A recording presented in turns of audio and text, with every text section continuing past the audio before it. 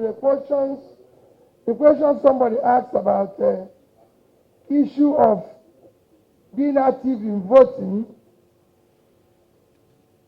the political education we need is what I've always emphasized. First, we need to know what is our right in terms of voting. Why should we vote for somebody? That was I said, it is time to verify and investigate.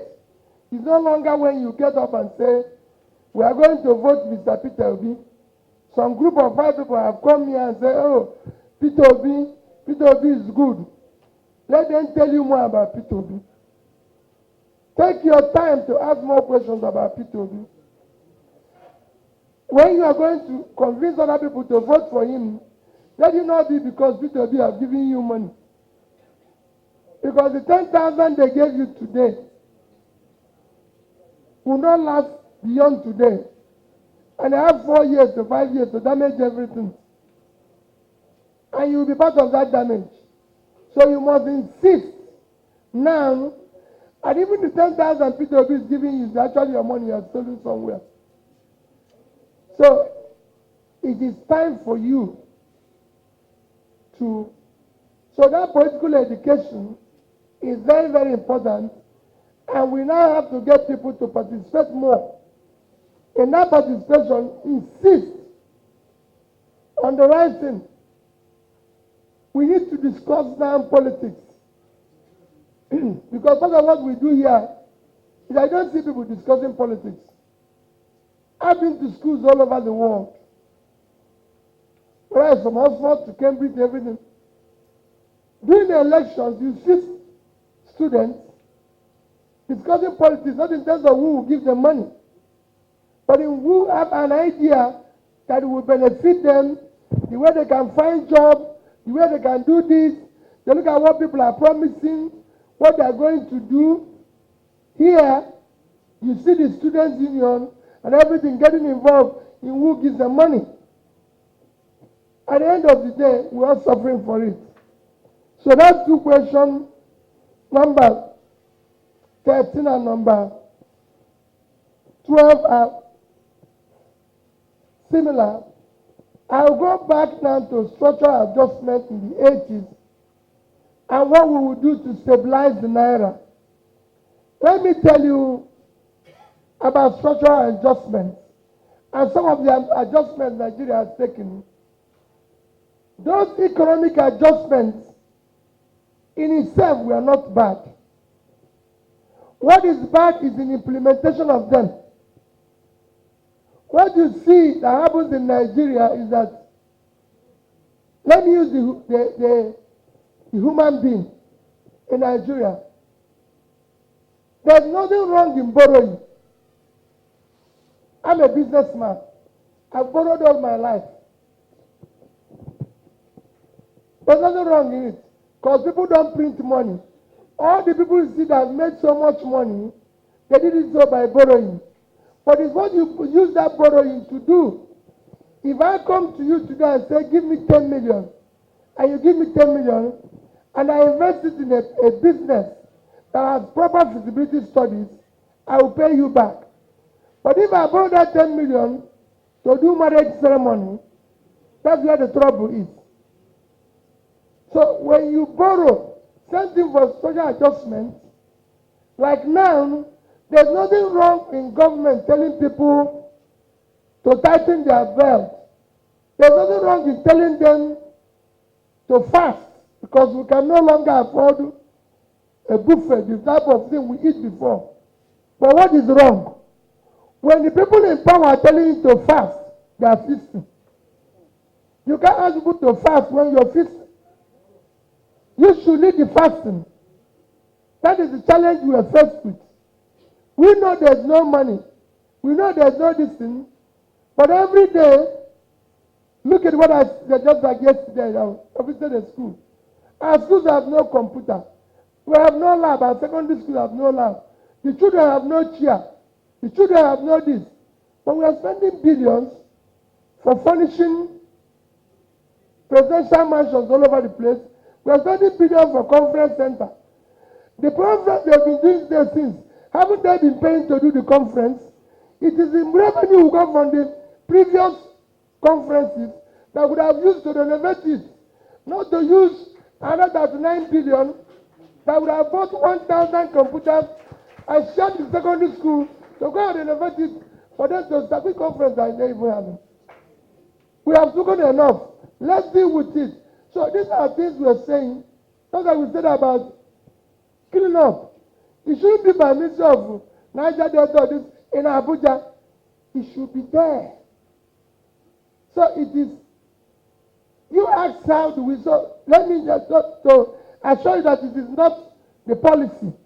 2, what do you do to stabilize your currency? It's a very simple thing. Export. Very simple thing. Nigeria today can make more money from agriculture than they make from oil. Oil has actually a diminishing asset. Nobody is planning with oil again.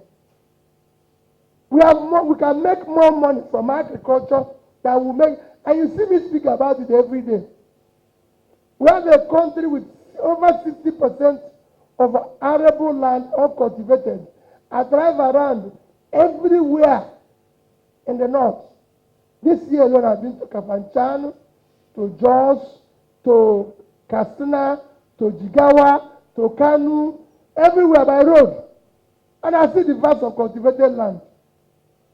Niger State, that we just had a problem, have the most fertile arable land anybody can have on the surface of the earth. Niger State alone can feed Nigeria and export goods. Niger State is a population of about 7 million, 76.3 thousand square kilometers of land. They are not contributing anything. I can tell you that a tiny country like Netherlands, with, if you minus water, with water they are 41,000 square kilometers, without water they are 30,000. Google it, they have export in 2022-2023 of 122 billion euros, $136 billion. That's 3 times we earn from oil. And Niger State is 2.5 times the size of Netherlands. And they're not producing anything.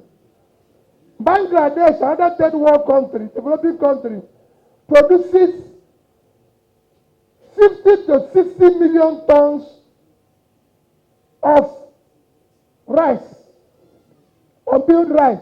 Bangladesh. So who says the developed country? Bangladesh is 148,600 square kilometers of land, occupied by 170 million people. Bangladesh is the same size as our 2 biggest states. Niger State at 76.3 and Borno State at 70.8. Put together is 147 and they are 148. And Nigeria as a whole cannot produce 10% of the rice Bangladesh produces. So you could see it, I can tell, go on and on. Taraba State is 54.4 thousand square kilometers. They don't produce anything. And they have Mambila, a place you can cultivate tea, coffee, flour. Kenya is making over $500 million from flour. If you go to Kenya during Valentine and see the amount of flour they're exporting outside Kenya, you won't believe it.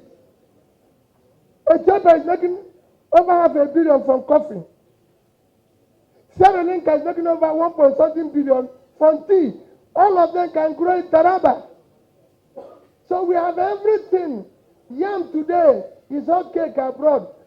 Benue State can give us all the yam. So we have what it takes. What we don't have, we have competent leadership that have capacity to change this country.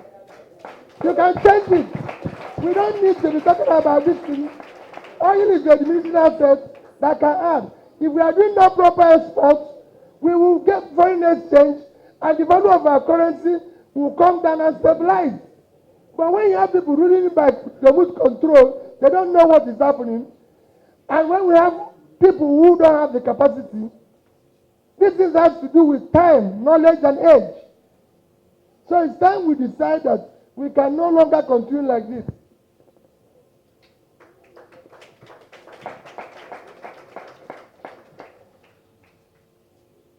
And I discussed the economy. Someone said about that we depend on export. We don't depend on export.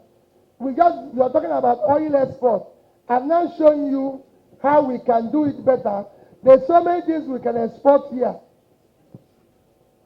If you go to Kaduna, we have textiles all over the place. Bangladesh makes more money from clothing than we make from oil. Vietnam makes as much as we make from shoe in our oil. So there's no productivity here.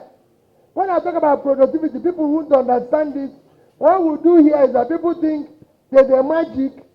I'm happy that the Reverend Father is here. He will tell you there's no magic in the church. They don't run it. They don't run it to heaven is full of grace. There's no magic. So if you go to church, don't go there and think you get money. It's only in Nigeria that people want magic money. They say that the magic are laugh. Anybody who tells you that is stealing. Money comes from productivity. The purpose of money is the exchange of value. Which value did you exchange? Money was created for exchange of value. We pray to God to protect us, and God has done a wonderful work in Nigeria. The rest of the work is that God wants us to be productive. They even say He helps those who help themselves. He didn't say He gives those who sleep money. So if you're sleeping and you want money,